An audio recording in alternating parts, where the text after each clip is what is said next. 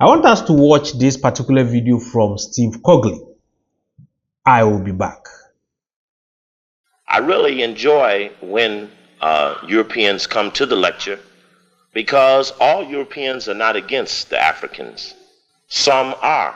We will talk about specifically those at the top who are not only against Africans or people of color, but even are against some people of their own race. This is very important, that we not underestimate their inability to get along with each other. We're going to talk a little bit about the war now between the WASP and the Zionists, because they keep wanting to say what Coakley going to do to better clarify what a Zionist does. But I will tell you, you got a WASP on your hand. And he has decided he will take you on now because he has witnessed others take you on, and instead of diminishing, they have grown. Therefore, you have been signaled as a vulnerability. You probably will come under some form of attack. I wish you well. I wish you well. You will receive whatever you gave. That is only and truly the law that we all live by. So we're going to talk a little bit about their own inabilities of getting together, what I call the Tower of Babel dilemma. They have done about all that they can do. Now they're having a hard time understanding each other. And then we have to prepare to ourselves for what looks to be an inevitable fall. Well, here we are at the University of Minnesota, the Golden Gophers. Now, word up. Part of the dialogue this evening will be in code. I have great amusement of watching Europeans trying to slow down a rap record to listen exactly to what they think is being said, because the talk is too fast for them to catch on.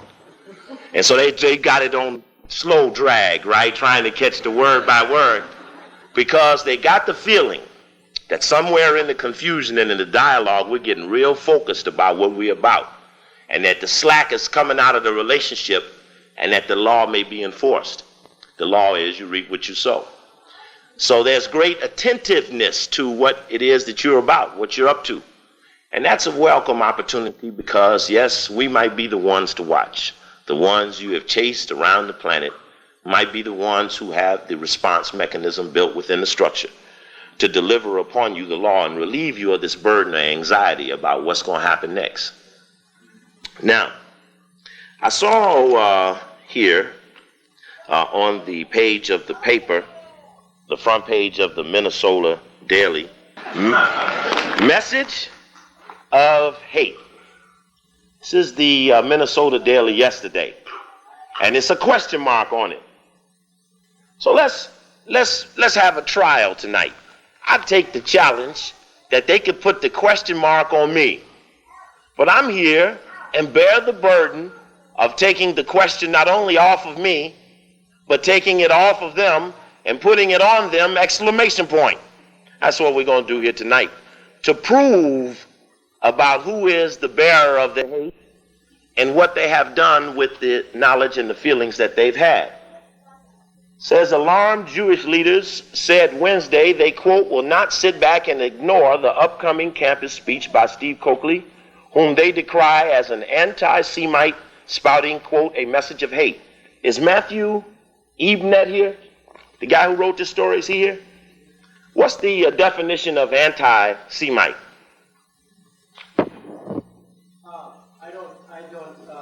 I didn't make the definition of anti-Semite. It's what many say, or what the Jewish leaders I'm talking to are saying to me as anti-Semite. I think what they're meaning is anti-Jewish. Well, then it should then say anti-Jewish, since he understands that there may be some disparity between the use of one word and the use of another word that might be more focused. But to dim the focus and not to make it appear as if you're being isolated by others, you get a group term and you may not even qualify for standing in the group. So if this were a court tonight and I was the prosecutor, the first thing I would seek to do is to get a stipulation about what the term anti-Semite means, because if we get clarity on the term, we might get a better understanding of the attack. So,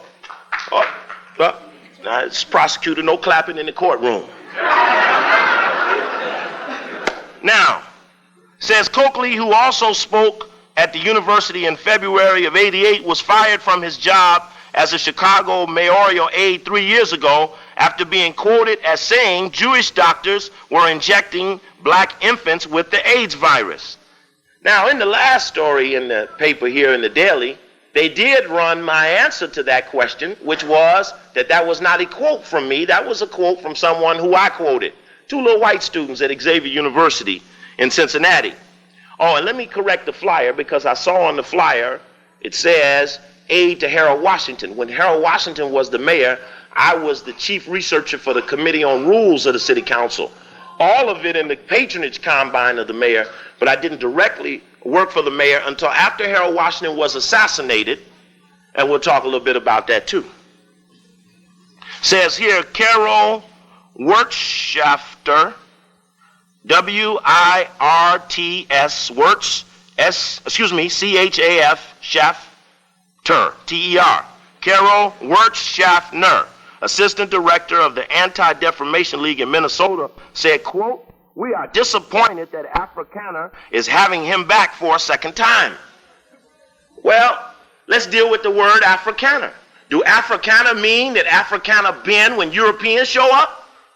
All around this country, when I went to Hampton University, we have black president down there, black student campus, the largest endowment of any of the black schools, but the African Student Union was in jeopardy of introducing me because the African president said they didn't want anti-George Bush activity on the all-black campus. So I turned to the African Study Group, who said they wouldn't be recognized by the university if they were to get caught introducing me. I told them they could do whatever they chose to, but they got to get back the word African, right? We're tired of our own people using the word African and black, and every time a European show up, they bend for the European. That's not African, and that's not black. So if it be the Afrikaner Student Council, Student Center, or Cultural Center, then let it be that means that no European can make it do anything that it doesn't choose to do within reason of respectability and morality. That's the law. Check. Okay. So, Carol, are you here tonight? Carol here? We named the names because these tapes go out all over the country. I couldn't tell you. When this brother videotaped this program last time, it ran on cable TV here, that University of Minnesota lecture went all over the country. And I remember the little white guy who was up in the back. He says, "I'm here from the Anti-Defamation League, and this is Black History Month, and I came here thinking I was going to hear some good old Negro history, and all I hear is hate." And I asked him what it felt like to go to an X-rated movie and get surprised when you see some sex.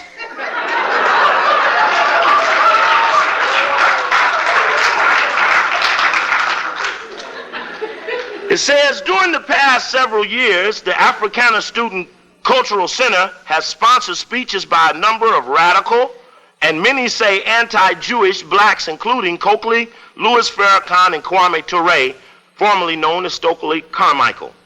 I'm very proud to be included in the band of radicals who probably are just ordinary African people who had enough and know enough about the law to stand up and call for the imposition of the law so that everybody can reap what they sowed. I see, sister, that they will force you to respond, Sister Latika. She says everyone on the campus reserves the right to bring in the speaker they choose to. So does Afrikaner. And we stand up and respect that right to the point that we say, if after I leave here, if one of you all even slightly believe that one hair on your hair was risen as a result of some negative apprehension or a result of others outside the race, then just call me and sound the alarm. We have enough Africans who are serious about liberation that will arrive here and take care of the business. Check.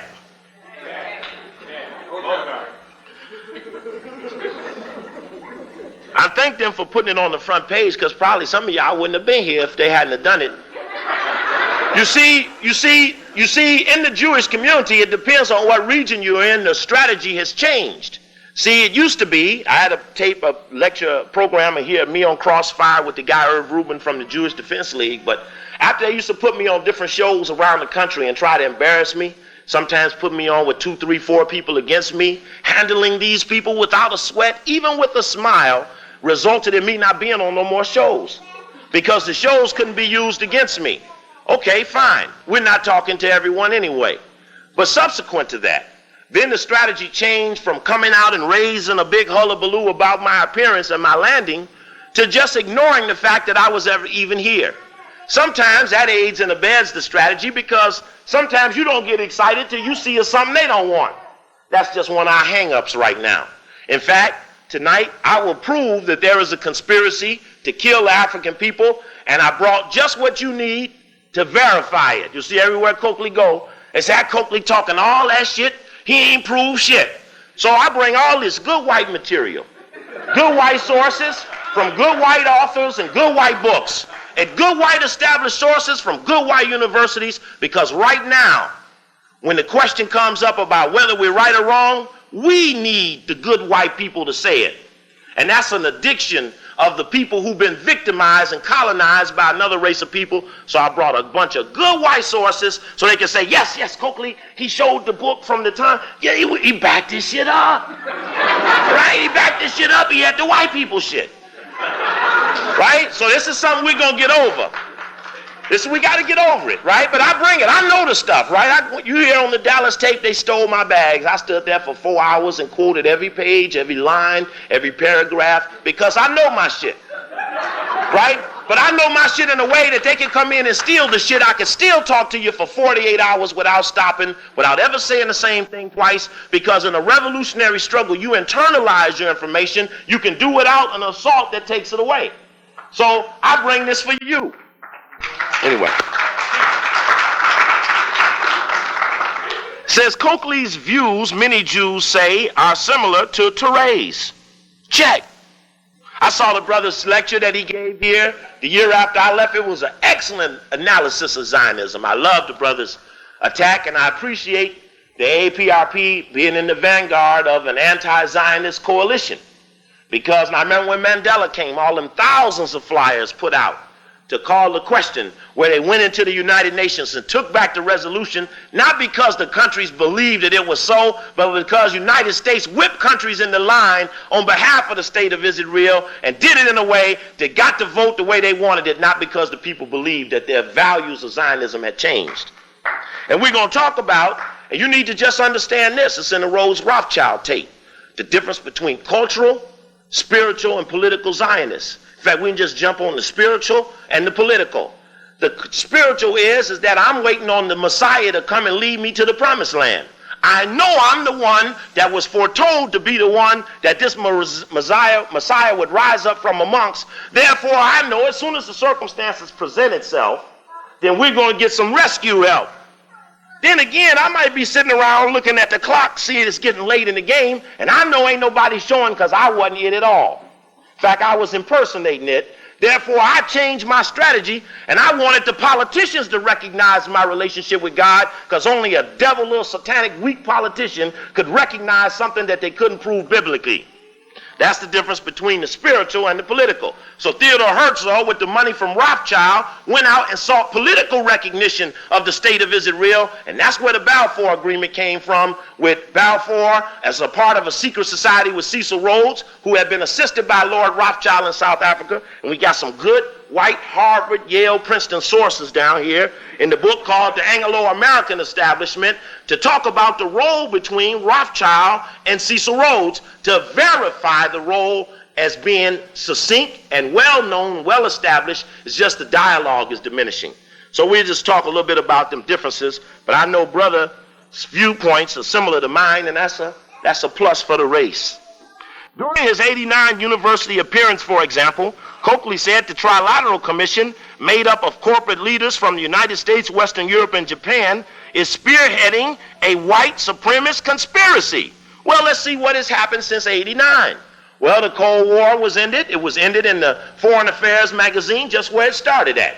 It started there with George Kennan in 47 under Mr. X, and it ended there in 88 with the declaration by the editorial board that the Cold War was dead, white boys unite.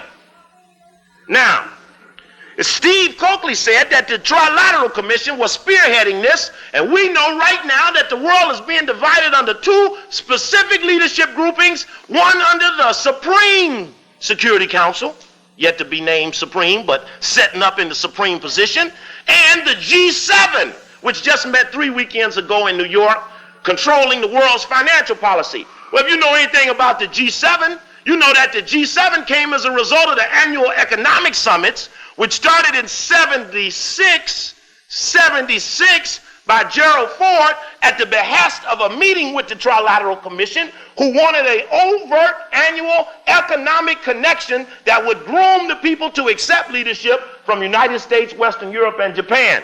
And this triangle, a three-sided relationship, resulted in the rise of something called the G7, which ain't but a front group for the Trilateral, which works at the behest of the North American chairman, David Rockefeller. And we'll better describe all of that. But you ought to thank me for having been here in '89 and saw this for you, because it came to be so. In fact, it's probably more accurate than some of the professors around here. Maybe they offer me a visiting fellowship.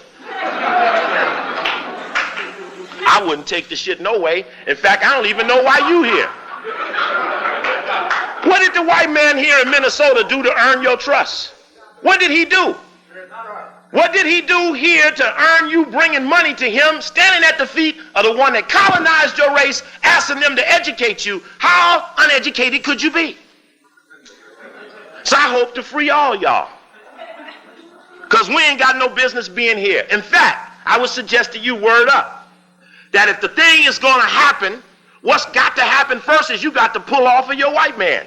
It's going to be hard pulling you away.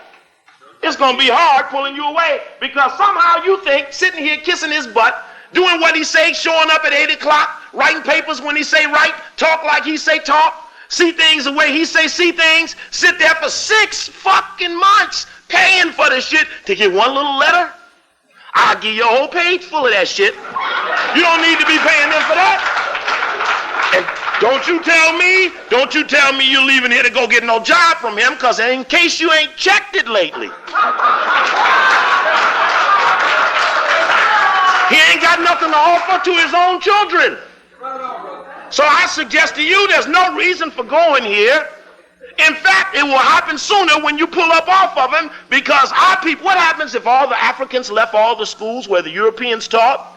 Then the Africans will show that they would not continuously allow themselves to be victimized by their own oppressor and pay for the oppression. See, this shit ought to be free. When I went to college after the riots, all the shit was free, because they were so afraid that when the riots came in the 60s, that everybody was going to stay away from the institutions. They didn't pay the thousands of people to go there for free. That's where social work and all that other shit came in. Jobs, all kind of shit came as a result of the riot.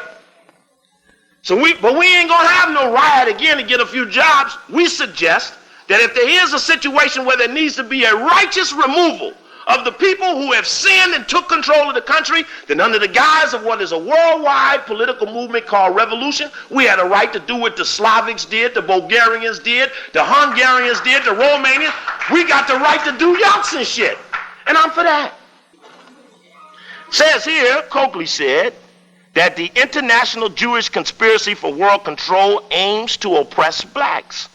Well, what Coakley actually said was that there was a coalition of leadership, including some interest of Jewish people, but also some WASP people, and also some Paris Club, also some Britons and some Frances and some South Africans, and all of them in a loose-knit coalition. In fact, they have a meeting that they have somewhere, and soon we go announce where the meeting at so we can all go there, because we all need to be at the meeting for world control. See, there's a place where people meet that if you control a continent, you'll be invited to the meeting. How many of y'all been invited to the meeting for world control?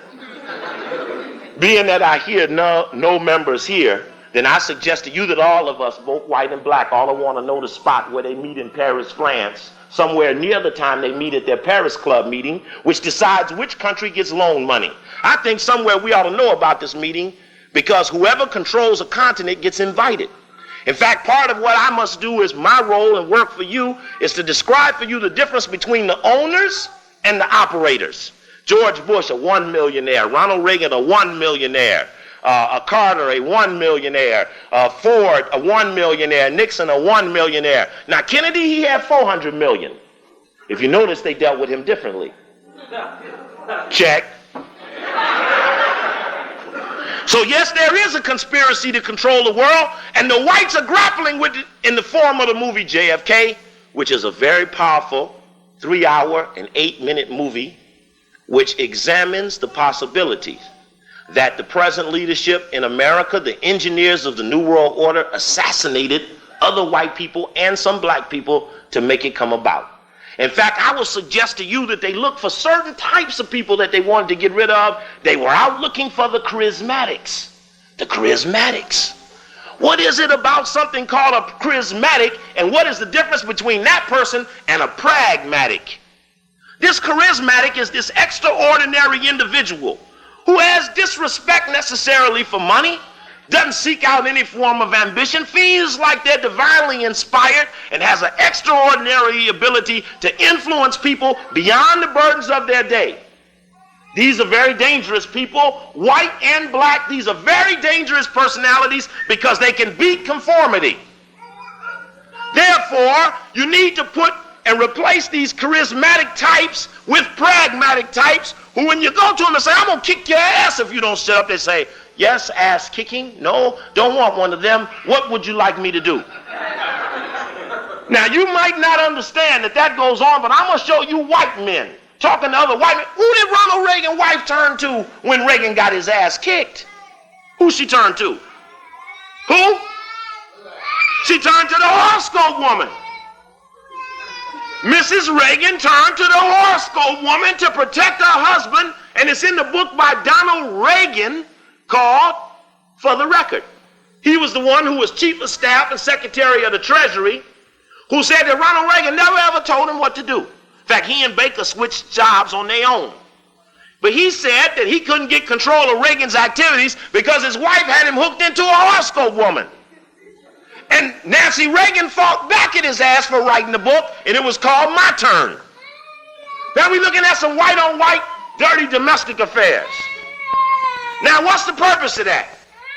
The purpose to that is that you need to understand, magnify and promote. It's a high level of the Steve Coakley program to magnify and promote white on white violence. Check. Y'all didn't hear that. That's all right. We'll go it around. You'll pick it up on the next one. Now, when Nancy Reagan wrote her book, she said that there were a group of people who were out to control the direction of her Ronnie's government, and she turned to this horoscope woman. But the horoscope woman is then looking at the stars, trying to read some connection as to when her husband might be safe. And you were the ones who came from the stars and brought the science to earth and allowed them to utilize it, but then they swear they don't love you. But they use your things when they deep in trouble. Right? The only thing good about black, they say, is the profit. You're in the black. Now that's not bad with them since they the money-orientated people. That's the highest compliment they could ever give a person, is being in the black. That's in code. It says the Jew, the Chicago Tribune reported Coakley saying, quote, hopes to one day reign forever. Coakley gave an analysis that intrigued other Anglos. You see, there's this little distrust they have with each other. Now, when Coakley said there was a secret society with Rhodes and Rothschild working together, and that this secret society is still around today in the form of international institutes for international affairs, that there are sections to this secret society in Denmark, France, Sweden, Soviet Union, South Africa, etc., etc., etc., and that the American version of this is called the Council on Foreign Relations. Coakley said that at a certain point, if there was unity amongst the white race, and they sought to exterminate the black race, and the extermination was completed, that when the whites got left with each other, one of them would turn to the other one and say, well, goddamn it, I'm the chosen people. Get on your knees. So when I put it out, other Anglos looked at the story and said, you know, that Coakley might be right. So they start checking each other because they did have to get some check on what the ultimate goal would be if they were able to remove us. And I heard, if you heard in the little tape that was playing before this, the questions of stuff like this, was Cleopatra black?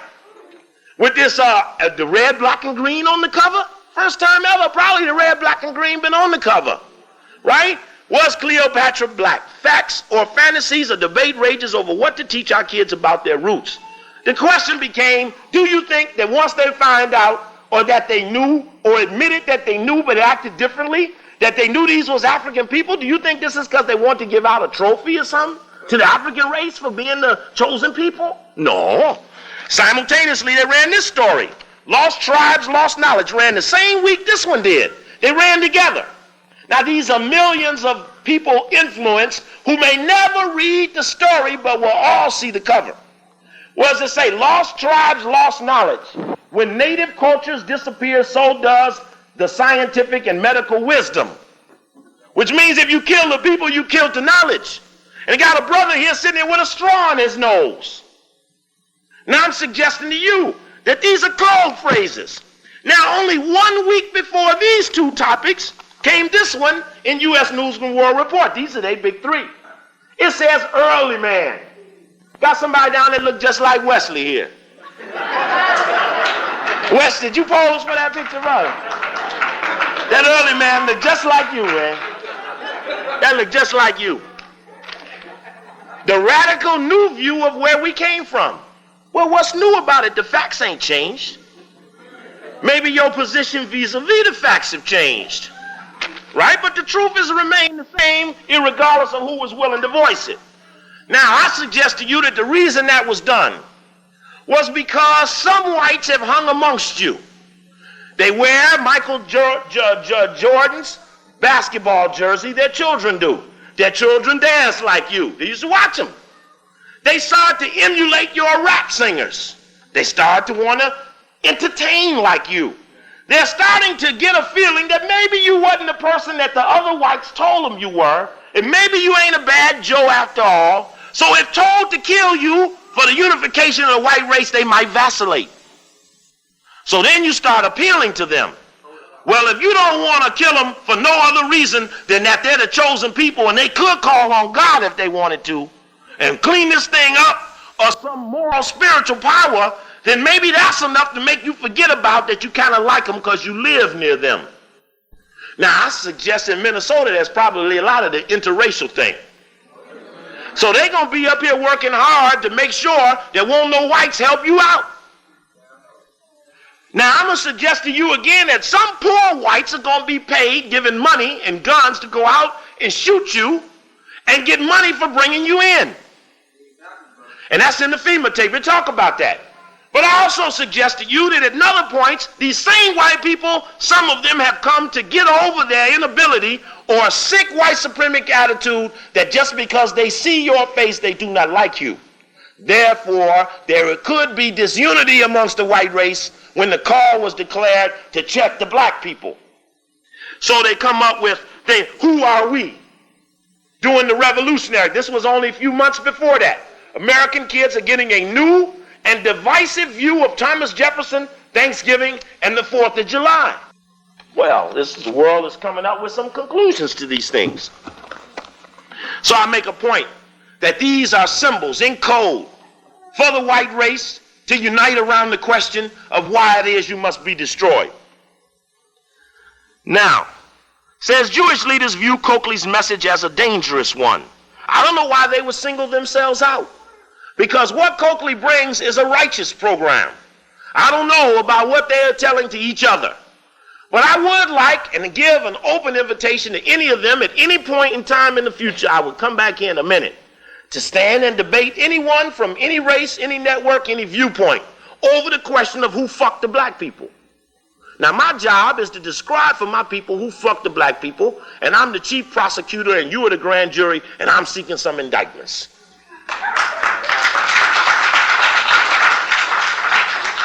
Says we're not going to sit back and watch anti-Semitic speakers without letting people know our concern and anxiety, said Rabbi Irving Wise, executive director of the University Hillel Foundation.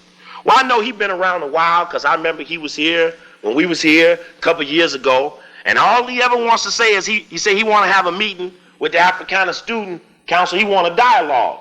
And I suggest to you that the day of talking to the opposition is over. They're not looking for convincing. They're looking to hear bends in your belief system, so ain't no need of you talking to them getting weak and shit. Check. Because in reality, we spank all the ass we think ain't righteous. When I start talking about the Black Male Secret Society, or last time I stood here and talked about Jesse Jackson or anybody else, the reality is this is about righteousness. When the Jewish people try to signal themselves out for some sort of extra special castigation, I say, get in the pack with the other Europeans, right? Don't single check, right? Don't signal yourself out for no special attention. You don't deserve any. Says, he added that we will do it in a constructive way. We want to have a dialogue with Afrikaners so we can have a little bit more sensitivity and understanding. Unfortunately, Wirtschafter said many Jews are prevented from attending the event to refute Coakley because Jewish Sabbath begins Friday evening. Well, that's unfortunate. I would come back on a Tuesday, a Monday, a Sunday, or any other day you feel more comfortable with coming out and approaching me about what you've done to us. It is an expression of hate in society. That's what alarms me, said Brenda Berry, B-A-R-R-I-E, Executive Director of the Anti-Defamation League. Is she here tonight? Is Brenda here tonight? Brenda here tonight? Anybody here representing Brenda here tonight? Any informants here? Anybody here an informant? If you're an informant, I make this open call. If they're back there, sister, they're back there. That's all right. Let me talk to them. If you're an informant, you can meet me after the program behind the wall here, right? Because I got this word for you. You see, your shit is only good as long as the daddy you serve is winning. But if that daddy lose, your ass in big trouble. We need to talk. In fact, when the word of the revolution comes, the reality is live your life like you want to be judged forever. Because the shit turns when we get a new leadership. Which means that you see them people over there in Soviet Union, this motherfucker say, he KGB, he kicking ass. Well, I'm KGB. Get up on the wall, I'm KGB. Shit, when them motherfuckers lost, and the next day he looked up and said, that KGB motherfucker was fucking with us. They ran up on him. He said, no, I'm ABC, no KGB. Right? Right? So, therefore, I plead for the court that this relationship be one that we understand that if circumstances change, new judgments are passed. So live your life like you want to be judged the day after the revolution. And don't fuck up and get caught with a falling commodity. Check. So the message of hate, question mark, the doubt upon me will continue as I begin to lay before you the premise about who the real haters are. Oh, here's an article by George Brouwer, B-R-A-U-E-R. Is George here? George, you here today? George, you here? He's an associate professor of math.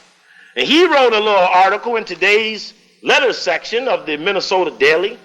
He says, best you can do, question mark? They like question marks here. 2 years ago, I attended a few activities during Black History Month. A key ingredient consisted of an unjustified labeling of Israel as an oppressor. Now I find an invitation from the African Student Cultural Center to Stephen Coakley, whose messages of hate are comparable to those of David Duke. This kind of program does nothing to create greater understanding of black history. Well, how in the fuck you know, George? Certainly, it does nothing for racial harmony. Well, who the fuck want to be harmonized around immorality? There'll be no unity around immorality. So we ain't looking for unity. That ain't the resolution to our problem. We want justice. Right? We'll get some fucking harmony when we get some justice. And we'll get some peace after the revolution. Of course, Coakley has the right to spout his lies. Afrikaner has the right to invite whom it chooses. But is this the best the Afrikaners can do? I will suggest to you before I finish, I will leave no doubt in your mind that amongst the Africans who have been victimized by the Europeans, on that table and on this floor is the best single focus about the beast who is in control, how they got in control, and documented evidence with his own information. This is the best you have of the race. Now, everybody talk about, is there a conspiracy to control the world? Well, pick up the motherfucking dollar bill. Let's have a look. I don't even know if I got one. Sister, we got $1. Let me see it. Let me see if I can find something on this dollar bill. Oh, look here. Here's George Washington. Here in this book right here. The Masons Who Helped Shape the Nation. Now, this book here, I got it at the big Masonic Lodge in Washington, D.C. called the House of the Mother Supreme. It's damn near as big as this building. Big Masonic building. Here's a guy who wrote it, Henry Clausen. He's the Grand Master Supreme of World Masonry. His brother was A.W. Clausen, who headed the World Bank. Same time that his brother was head of the Masons in Washington, his other brother was head of the World Bank, and they both from California. Well, he writes a little book here, talking about George Washington and the guys. Now, you must come to understand that the cornerstone to the conspiracy to take the lands from the Native Americans and others is hedged in a document called the Constitution. The Constitution. Now, this Constitution was written by a group of people who were aligned secretly through Masonic lodges, which they described themselves as Freemasons. Freemasons. Now, if you looked at a dollar bill, the Freemasons actually used certain symbolism to describe the activities of their connections, and one of the things they used was a pyramid. Now, when I looked amongst George Washington, hey, check this out here. I got a little poll going on. Y'all know any white people named Washington? No. Since George, I ain't found one white person yet named Washington. That's a conspiracy shit. Where the white Washingtons at? I ain't seen one since then. All the Washingtons I know black. And this one Washington was president. They say he was the first president, but actually he was the 9th president. The reason the 9th one got made the first one was because Ben Franklin was the PR man. He was a very good PR man. So he rewrote the thing and made Washington come out first, even though he was actually 9th. Now, there's a whole bunch of little inconsistencies about things that they said. You know, the cherry tree, Santa Claus, Thanksgiving, all that other bullshit. They used a whole bunch of myth and allegory to justify things that they did.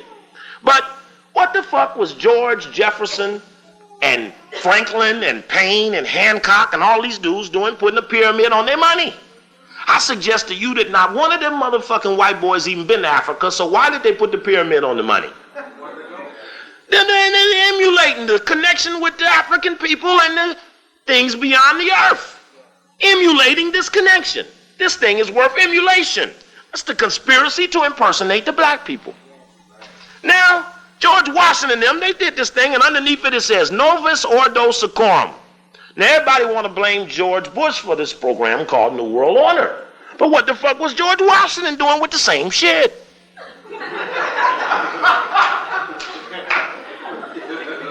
Now, this pyramid is coded. Now, it got certain steps in it. It's 72 steps, and it's got 13 bars and lines up there, and it's got an all-seeing eye on this shit. And over the top of it says, Annuit Concepius. What that shit mean? What that mean? It mean Latin for, is this the one mean out of many come one? Or does it mean God has sanctioned our undertakings? But actually the shit says in Latin, he has sanctioned our undertaking. He has sanctioned our undertaking. Now you know, you're gonna have no belief in nothing like this when they put in God we trust on the money. Now you should be suspicious at that moment. So they've got the pyramid and all seen over here, and the other one over here says equilibrius unum, which is out of many come one. So it appears as if there's some symbolism about out of many things are coming one thing into unity. And that what this thing here represented was the last phase, the worldwide unity, and it was a 500-year program coming due in 92. What year is this? Oh, shit. My name's Steve Revere. The whites are coming. Paul Revere, he was a Mason too. They was at that tavern. That was a Masonic tavern where they hung out at. It's all in the book because we got to have good white sources, so we got them saying it. And you got to know about that Boston Tea Party too. That really wasn't about taxation without representation. That was about looking for that charter coming over there for them Prince Hall brothers. They didn't want that charter to get here. Oh, we'll go back to that. That was about the charter. See, Prince Hall had a charter coming. He had a charter coming. And so the only way you can be in that Mason thing is you got to have these little sanctions. You got to have the charter from the ones authorizing you and all that stuff. So his charter came on that boat. So 12 Masons dressed up as Indians went on the boat and overthrew the tea and all of that. Talking about they was overthrowing the tea for taxation. But we know that was a lie, because how could these same Mason boys who are chartered as Masons through their linkage to French and Masonic lodges actually be breaking away from the people who they say they were when they were linked to them secretly through secret societies. So they played out this overt dilemma that they was breaking away from something that they unified with as soon as they covered the country. Now they come up with a red, white, and blue flag. 76, the French come up with a red, white, and blue flag in 76. And what the fuck flag did the Russians get a month ago? Red. Oh, shit.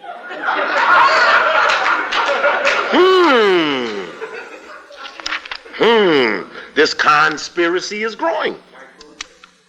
White, blue, and red. Ooh, that's even worse. So in the book, they talk about their relationship and the people who were Masons and Hancock and all of them, and George Washington at the Potomac. Talked about the presidents who were Freemasons, James Monroe, Andrew Jackson, James Polk, James Buchanan. Andrew Johnson, he's an interesting person. Andrew Johnson became president when Lincoln was shot.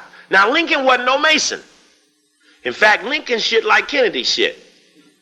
You check? Now, hey, y'all want to check this out? This is deep. Reach in your pocket and pick up some coins, right? Pick up some coins and look at the coins. This is deep. There's some deep shit here, right? I'm going to show you one of, I think I may have one of everything. Here's a nickel, right? This is, Jefferson on the nickel. Now, he was a Mason. Now, here's Jefferson on the nickel, right? Here, Jefferson, he on the nickel, his face going that way. Let me see who we got here. Here's a dime. Where dime at? Truman on the dime. That Truman on the dime, he going that way, same way, he going the same way Truman going. Jefferson going. Here go George Washington. He on the 25 cent, the 2 and the 7. He on the quarter. He going the same direction that Masonic Truman and Masonic Jefferson going. Well, we got a Kennedy $50. Now, this is half of a dollar. So he was Irishman. So the Englishmen only call him half of a man. So he's a $50. He on the 50-cent piece, but he facing the same way the other Mason boys are, right? Now, here come this brown motherfucking piece of money. Here come this brown-ass Lincoln shit, right? And they got Lincoln ass going the other way. Now, you think they just done set up all this damn machine to turn these faces certain ways, and they gonna accidentally come up with Lincoln face going in the opposite direction, all the other ones, that he the only one brown? Hey, something funny going on here. Something funny going on here. But Andrew Johnson became president when Lincoln was shot, and the first thing Andrew Johnson did was to come up with an order exonerating all the Confederate generals. Now, the key to Masonry in the 1800s was a white guy named Albert Pike. What's important about Albert Pike is that Albert Pike was also, while he was head of Reformed Scottish Rite Masonry, he was also the Grand Wizard of the Ku Klux Klan. This is a picture of Albert Pike, and this is where Albert Pike is buried. He's buried in Washington, D.C. on 16th Street at the House of the Mother Supreme. This is it right here. Albert Pike is buried right into the wall in this building. Got 2 huge sphinxes in the front, and they got something called the Great Stairway. And at the top of the Great Staircase is a bust of Albert Pike, and he's buried right in the wall. Albert Pike is the reformer of Scottish Rite Masonry, and he wrote a book called Morals and Dogma. And he identified Lucifer as the person who he worshiped because he said, look at this God. God, he having a hard time controlling this shit. In fact, this devil motherfucker, he look pretty tough. I think we gonna get with the devil because it look like he kicking God in the ass. Right? Because, see, Albert Pike in the book called Behind the Lodge Door by Paul Fisher, a white Catholic who wrote a book about Masonry, because the difficulty of Catholicism and Masonry, because in Masonry you change books from the Bible to the Quran at 32 to 33, so that causes some problems for the believers in the Bible of Catholicism. So at different times, John Paul I, and for a while, John Paul II, sought to stop Catholics from being Masons, but one got killed in his 33rd day in office, the youngest pope ever. You saw him in Godfather Part 3. They come out to the Godfather. They say, hey, man, our friend the Pope is in trouble. He said, man, he got too many enemies. I can't help his ass. He was in trouble with the P2 Masonic sect. Get the book In God's Name by David Yallop. Get this to check. I offer that as evidence. Now, this Masonic sect had resulted in John Paul II, who sought to do what the first couldn't do till his ass got shot in the belly, right? Check. Shot his ass in the belly, shot Reagan's ass in the belly right before it.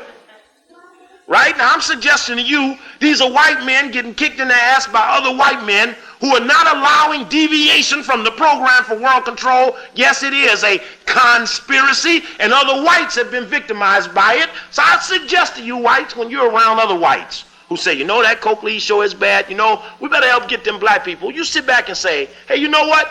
We may not have a chance to pull this off.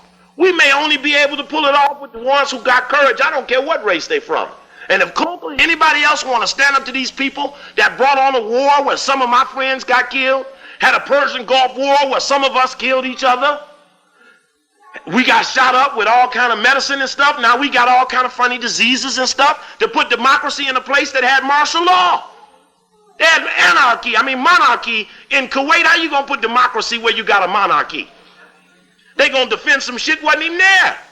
But that's all right. The people are so asleep. That's all right. The people are so asleep that the facts are unimportant right now. That's why they kicking Oliver Stone in the ass so bad, because he's going to fight with them over what the facts are. And the common white person is living in the possibility that Oliver Stone may be able to set a new climate in America with the youth who will decide they've had enough. And this is now going on amongst the white race. This is a very significant moment. Of course, we've been talking about them things 10 years. We're glad they're catching up. Now, Albert Pike. Now, how many of you all saw the movie Damien, The Omen 3? Now, in that movie, watch it again. They turn to Damien and they say, hey, do you believe in Santa Claus? He says, Pike would make a good one. Says it right in the movie. Now, that's the picture of Albert Pike in his Santa Claus looking look. Long white beard. Now, in the Masonic Temple in Washington, D.C., which you can go on a tour. If you go to Washington, go to 16th Street. Tony Browder talks about it in his book, The Browder File, with the coding of the dollar bill and all that. He also has tours in Washington. But go to Washington, D.C., and go in the Masonic tour of the House of the Mother Supreme. And look at the Albert Pike room and his Ku Klux Klan books right on the shelf. And Morals and Dogma right over there, his allegiance to Lucifer. And look at the other symbolism in the cases of the things and artifacts he was given at other spots around the world. But one key thing I thought Albert Pike said at different moments in his book, he said, you know, I don't even believe God exists. Therefore, I'm going to go kick the people in the ass because I don't believe God can come and help them out. But he also had a little saying, and I thought it was very profound for the Africans. He said, trust no one who believes in heaven because they'll acquiesce with misery while on earth. I thought that was deep. Because we the ones who believe that after we get our ass kicked all these years, we going someplace else and somebody going to reward us. Reward. Reward means thank you again. So since we didn't get it the first time, I get the impression you ain't going to get it the second time. So don't wait on the other shit. God is here, God is now, and you have the right to get what you deserve. Not what you've been getting, that's not what you deserve. So I make a suggestion that the Masonic boys, as part of their conspiracy, make sure that their people don't believe in something that delivers beyond today. Now, that's part of their linear thinking. You see, the white people is linear. They just do shit. They're in a straight line. You see, they got that new thing where they jump all on the wall and shit. So my suggestion to that is that they're not like the other people are who are circular. You know, you reap what you sow. What go around, come around, eye for an eye, cause and effect. Now, this means that we act in a way that we know something coming, right? Even if a white person in this room dropped their money, I'd give it back to them. It has nothing to do with the person. It has something to do with my values, my belief that when my thing fall, I want somebody to give it to me. So when my thing fall, I get my thing back. That's only because when somebody else's thing fall, I pick it up and give it to them. This is a rule, this is a law that puts us in the righteous position. Our ability to be responsible for the next leadership deals with us putting ourselves in the leadership position. Anyway, so these boys here, you got to go to that Masonic temple there. Also, if you're in Virginia, Arlington, Virginia, right near the airport, is the George Washington Masonic Memorial Temple. Now, the reason I bring these things up is that when you go to these edifices, you can go on tours in both places. There will be no doubt in your mind that there was a conspiracy, for they talk of it openly there. Now remember, these are Freemasons who wrote a constitution that made the black man 3/5 of a man. Why? Because he said we're going to be in an organization that honors ancient African symbolism, but we're going to assure that no African can join. So we say no man who was not born a free man, no man who was born of a slave can be a Freemason. Therefore, it was a conspiracy from the jump. From the jump, it was a... Now, anyone want to say it wasn't a conspiracy? Take them to the dollar bill, take them to the coding of the dollar bill, and start the process of seeing whether these white boys were inclusive or exclusive. And I put before you today the grand jury. Are they guilty or not guilty of being in a conspiracy? These founding thieves who built the Constitution, who built it in a way that disrespected other people, guilty or not guilty? Okay, we'll move on. May the bailiff strike the indictment on the bearers of the Constitution, for the grand jury has ruled that they need to be brought before the people to defend themselves. We give them a right to defend themselves, but just like the judgment at Nuremberg, when we finish with that shit, your ass off to the oven.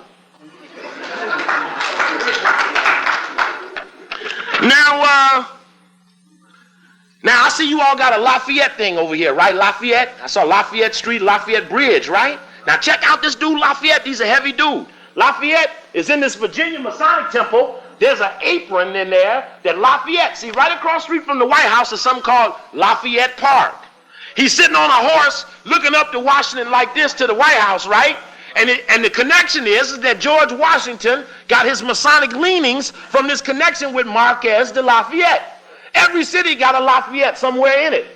In Chicago, it's right off of State Street, one of the main streets, right? In Lafayette, Indiana, there's an oblique right in the center of the town running right up the middle. If you go to Indianapolis, where you got everything comes into the circle there, and the Masonic Temple and the war memorials are right off of the circle. Go to 7th Street in Kansas City, Kansas, or go up on, what's that street in Kansas City, Missouri? Linwood Boulevard, which is the peak level there, and then look at that oblique of that war memorial in Kansas City, Missouri. I'm calling out these locations. Los Angeles, where Wilshire and Crenshaw come together, and there's a list of statues going around the building that starts off with Imhotep and ends with George Washington and Albert Pike. I'm just calling out these spots. Dearborn Street in Chicago, 935 Dearborn, where the big Masonic Lodge is. There's a big one in Dayton, Ohio, right overlooking the river. And Cincinnati, you can call out, think about your various cities. Check. When you go to your cities, find out where the lodges are. Check. Because where they meet at, and one day you're going to have to go to the meeting, is very important. So in your little black book on who done it, you have a page for the local ones who are the descendants of the ones who come up with the Constitution, right? Because this is important. So in this Masonic Lodge here in Virginia and in the one in Washington, D.C., you can establish clearly what the motives were. Now, Lafayette got this apron in there, and it's a little triangle apron, and it's got a skull and crossbones on it. Skull and crossbones. Lafayette gave to George Washington the skull and crossbones. Now, this don't sound like no religious symbol to me. I remember when I was little, they used to put that iodine or mercurochrome or some shit was real, it hurt. It had the poison thing on it, iodine or something that used to burn, right? Here is the Washington Post, April 16th, 1991, with a front page story on skull and bones. You see the symbolism at the bottom with the 322. Now it's important to show a good white newspaper. This is of the Graham-Meyer family. In fact, it's a Jewish newspaper, right? Now, what's important about this is that many of the important articles on Skull and Bones have come from Jewish writers. Why? Because there are not many Jewish people in Skull and Bones. And they also know that Skull and Bones has a conspiratorial nature about itself. Therefore, they write on it as a conspiracy, but then they turn to you and say they don't see one. But you got to understand the little wars they have between each other. Now, what does this say? See, they just had a fight over whether women could get in Skull and Bones. Now, what was important about that? When you initiated in Skull and Bones, you got to wrestle butt naked 14 other men in a mud pile. So I could you see George Bush wrestling somebody named Leroy or Fred? They all on the mud, rubbing on each other a little bit. Right? You check in JFK, the connection with homosexuality, and how that protected David Ferry and Clay Shaw and others. How many of y'all here saw JFK? Yeah, the ones of you who didn't see it, get your butt up and go see the movie. If you're in school, this is a perfect education. Go see the movie. Everybody should see the movie. Check. Now, says here, for more than a century and a half, Skull and Bones, whose initiates include the late Henry R. Luce, Potter Stewart. Now, Potter Stewart swore in George Bush to be president. Now, the Bible that George Bush was sworn in with is in the Masonic Lodge in Virginia. It's in a big old case. It comes from the St. John's Lodge in New York. Now, this was a Masonic Bible that George Bush was sworn in by, but they swear he ain't a Mason. Now, how the Masons going to give up their Masonic book and give it to a guy who's a non-Mason? Now, that's out of order. They just don't want to talk about his Masonic activity. In fact, there's some similarities between the initiation rites of Skull and Bones and Masonry. In fact, the clubhouse of Skull and Bones is called a tomb. T-O-M-B. Sounds like a religious outhouse. A tomb. They do their initiation in a coffin. Sound like Dracula shit. Right? Sound like some Dracula shit. Right? And you remember the Dracula thing. As long as the shit was dark and mysterious and didn't nobody know it was a conspiracy, and it was dark out, Dracula could suck all the blood he could get his teeth into. But as soon as the light came, Dracula had to get his ass back to the cave. Because the light or the exposure or the knowledge of what he does rendered him impotent. So understand the role of the revelation to the darkness, because that's reducing Dracula to impotency. It says Potter Stewart, as well as President Bush, has been the most powerful secret society in the nation. With its ceremonial phrases and clandestine rites, it is also one of the last. Now, another cornerstone article of Skull and Bones. Look it up, Esquire magazine, September 77, written by a guy named Rosenblum. Another Jewish writer, Jewish magazine, writing a very interesting article on Skull and Bones. Very good article, right? Also get the book America's Secret Establishment by Anthony Sutton. In fact, that book is in pamphlet size. Now, in certain states, the book ain't available. I mailed a copy up here to Brother Wesley, so we know one is around in town. But the point to that is that Skull and Bones is not known as well in some states. In Ohio, where Alfonso Taft was one of the founding members of Skull and Bones, you can't find the book anywhere. Because the Taft family is still very active in the leadership in Ohio. In fact, one Taft is Secretary of State now. Anybody here from Ohio? You know about the historical connection of the Taft family. It's a Taft thing there. So it's amazing that the book isn't readily available in Ohio. It's not readily available in Minnesota. We better find out the connection between Skull and Bones and Minnesota to find out why that book is not readily available here. Now, so get those three sources to look up an analysis of Skull and Bones. Now, again, Skull and Bones. You're 15 males in their in their junior year to be a part of an initiation process of their senior year, but Skull and Bones is a postgraduate secret society. Postgraduate. Now, what's important about calling out Skull and Bones in Yale, which is where it was started at in 1832, is that Cecil Rhodes' secret society was hatched at Oxford when he listened to lectures from John Ruskin. The Skull and Bones was at Yale. The Illuminati was at University of Ingolstadt. My point to this is that there's a relationship between secret societies and universities. So while you're walking around one, don't become so naive that this is not the place where they could be lurking, because all the others were hatched at so-called places of higher learning. Now, Skull and Bones started in 1832, came from a charter from over in Germany. So we're talking about Skull and Bones being an extension of something that was started in Germany.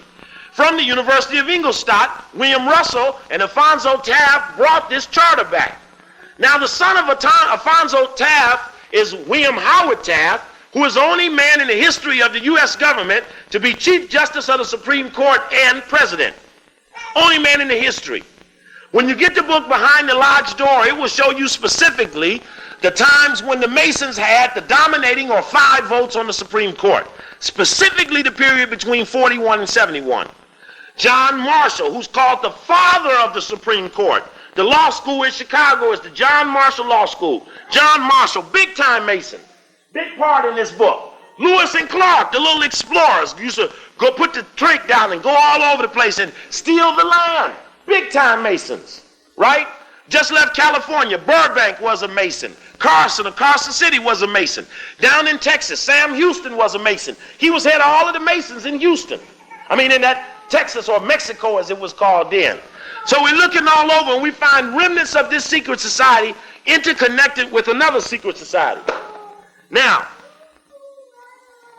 Skull and Bones is predominantly a white male thing, but I know in this recent argue over women, I saw that they had 3 brothers on the line of 15. Now, when you go over in Skull and Bones, when you go over, they give you a $15,000 cash award. Imagine getting $15,000 when you went over Kappa Alpha Psi or something. Everybody be in it, wouldn't it? But you can't join this. They have to call you. They have to pick you. So this line picked women, and there's been disruption. Because part of the ceremony, again, is you lay in the coffin naked, and you take a new name, and then you start talking about lewd sex stories about yourself. In fact, you give compromising information about yourself. What's important about that? If you're going to be in killing people, best know something about somebody that you can check their ass if you have to. Right? Agnew, who wrote the book, Go Quietly or Else. And we'll talk about the book. See, I get to show you him saying it. He said, go quietly or else. That's what Al Haig told him. Else he shoot his ass in the head. Agnew enough to leave. This is an important statement from a white man, right? And we'll also talk about this book here. Let me just do it since I'm standing here. This book here is Silent Coup. Everyone should get this book, Silent Coup. It's about Watergate and the real role of Woodward, Haig, and John Dean. And the prostitution ring. In fact, now it can be told. I was talking about this the other night. So it wasn't what you thought it was. But by Lee Colony, C-O-L-O-D-N-Y, and George Getlin, G-E-T-T-L-I-N. And what it exposes is that Al Haig was deep throat. Al Haig is the one on page 191 that told Spiro Agnew, now check this out. I just left California. I asked if somebody would go to Palm Springs and get Spiro Agnew. Put down in your thing, Copley said, the black people want to talk to Spiro Agnew because they want to find out why on page 191 he said Al Haig would shoot his ass in the head if he didn't resign as being vice president. And since he said he didn't get it, we want to know what did Ag know to make him leave anyway, though he said he wasn't guilty. Now remember when Ronald Reagan was shot, Al Haig was in control in the White House. Now, I'm suggesting to you that Al Haig has some extraordinary ability to do something that other whites are afraid of him. And he's a Catholic, he's a Knights of Malta and all that stuff. But the point to it is that the other whites are afraid of Al Haig. And you have to know why. I'll sit on the front rows, let me get back up there. Now, listen to this. In this book, Silent Coup, it says that in 1963, Al Haig was rescued from military obscurity and given a job with the Secretary of the Army, Cyrus Vance. Now, this is very important, especially because the statute of limitations on murder never run out, and we're talking about the John Kennedy assassination. Then we ought to talk about the role of the Secretary of the Army, a name who's never mentioned, Cyrus Vance, his legal counsel, Joe Califano, and his #1 assistant, Al Haig, in '63. In fact, they chaired the special task force on Cuba that went out and got the CIA and the Mafia to work together to try to kill Castro, who overthrew Batista, who was controlled by the Jewish gangster Meyer Lansky ass. Was it a conspiracy? You motherfucking right it was. Now, Silent Coup says that this book was referred to this book. I bought this book for 50 cents. Al Haig, The General's Progress by Roger Morris. Now I'm giving you some footprints I want you to follow. This book quotes this book about how Haig. Now get this shit down. This is some heavy shit. I'd like to see this in the story because we're talking about the murders of John Kennedy. Never coming out in all the stories. This is how we know this is the squad to check. I draw you 3 people in and put the Careza on. The Careza. You know what Careza is? Check. Razor blade. Put it on your throat and say, now if you talk, you walk. If you don't,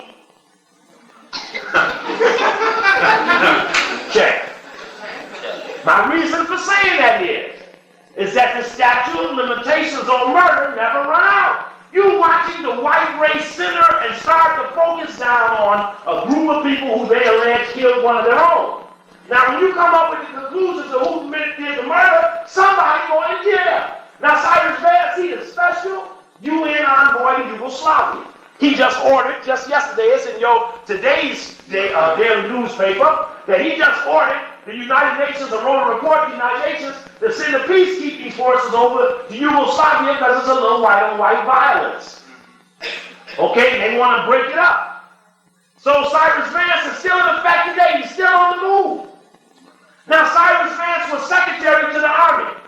Now, you saw the movie JFK. What did the Army do? You saw the little white woman say, it was as if they were watching us. She was one of the witnesses in Dealey Plaza who watched certain people do certain things, and like some of the police and others, she chased after them. Instead of the perpetrators being stopped, the witnesses of the perpetrators all got stopped. They got brought into another part of Dealey Plaza where the U.S. military intelligence told them what they saw and what they didn't see. Now, this movie is an excellent example of subtle pressure. Pressure. What keep everybody in check? The pressure. What make this man write some stuff he don't understand? The pressure. I asked him if he would allow himself to interview me in front of everybody. He said he couldn't take the pressure. Now, my point to this is simple. There is pressure that makes people, what'd you say? I'm here to do the news. I'm not here to be a subject of your ridicule. I'm just here to report the event and what happened and what was said. I'm not here to go up on stage and be ridiculed by you. Well, then, hold it, stop now. I could not take the pressure. I did not say that. Okay, what did you say? I did not respond. What you said was, you're putting me on the spot. I did not say that. Oh, you're a liar now. You're a liar, because that is exactly what you said. And he stood right here with me, and not that he wouldn't deny it.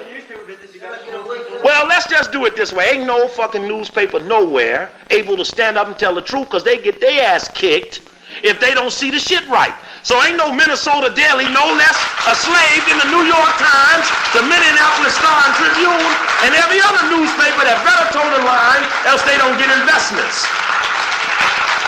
Now, what we hope we could do with this guy is to pull him over to our side, but right now he don't belong to us.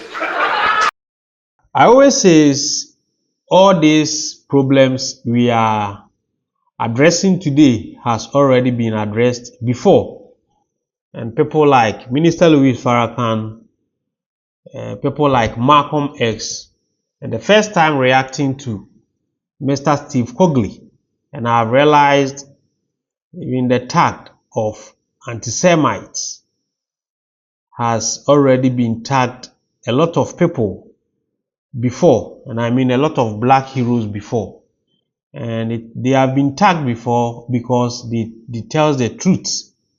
And if you tell the truth, you are going to have one way or other be tagged by the tag anti-Semite. And it's very strange that many people hasn't realized that we are fighting a common enemy, and these people have stopped projecting racism openly. Now they have put racism in systems. I mean, that's why they call it systemic racism.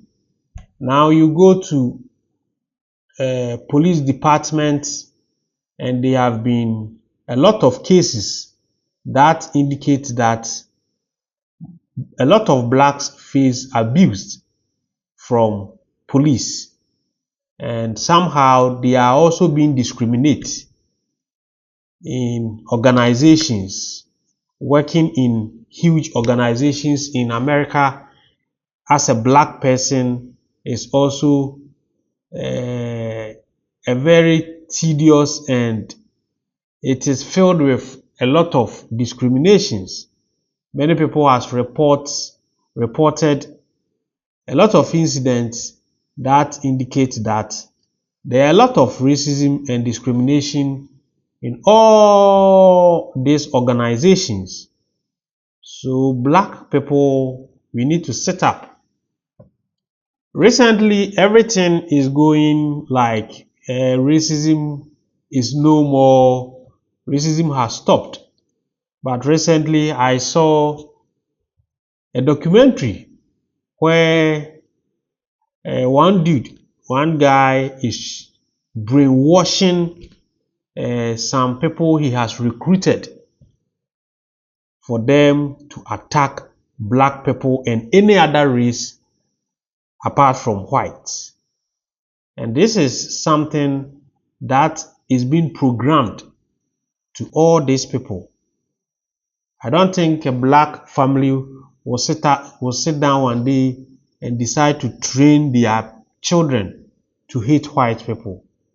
But majority of white people are doing that, and that is the very sad aspect of racism. I'll keep on bringing you videos that will enlighten you, that will educate you, and also liberate you. Please, if today is your first time coming to this channel, then don't forget to subscribe to this channel and turn on the notification button so that anytime I upload any great content, you will be notified. I'm always your guy, De-Graft Amoako. Thanks for watching.